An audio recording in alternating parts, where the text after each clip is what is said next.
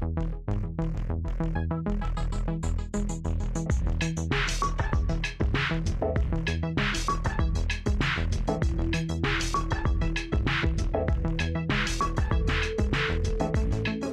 morning, we always had it something like that. And the auditorium's still there. Yeah, the auditorium. The auditorium is still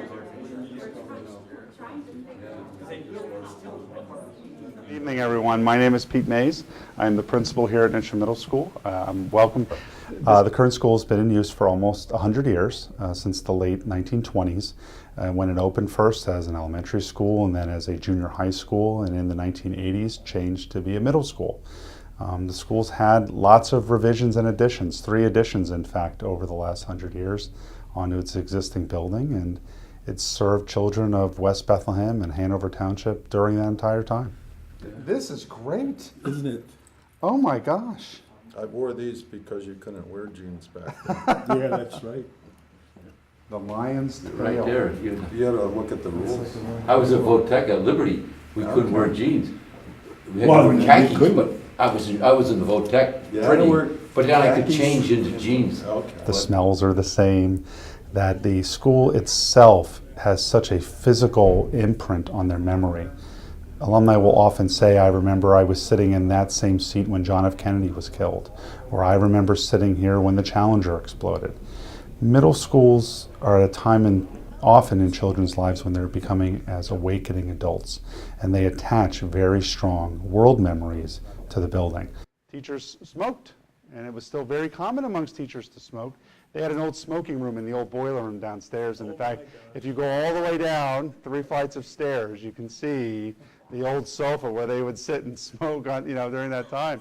One thing that, it still smells like smoke, and in fact, it's funny you said that because I had a group of lovely ladies here who went to school in the 70s, and right behind you there's a restroom, a girls' restroom, and we were walking down, and they all stopped, and they were clustered by the door, and I go, what's going on? They said, do you mind if we go in the bathroom to smoke like we used to when we were kids? I was like, no, you can't smoke in the school anymore. But it's just, it's funny how this, and it's a story we talk about the school, it's a story, this building, think of the generations of children that have gone through this school since from 100 years. All of you, many of you, if not younger children and older families and people that aren't even alive anymore, maybe have gone to school here. And you think about how this building has had to stay in service for all those people. And we looked at, somebody said, well, this used to be the art room, and I thought this was the shop. This building, just like our own homes, have changed and grown and been remodeled over the years.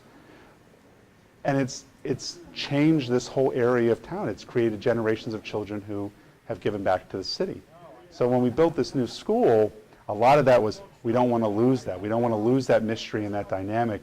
And so the staff has been working very hard at focusing on, not this door is important, but the people are important. Our relationships are important. Our alumni come back, they often talk about friendships. They talk about sports. They talk about school dances in the 1950s in the auditorium. They talk about teachers they were passionate about.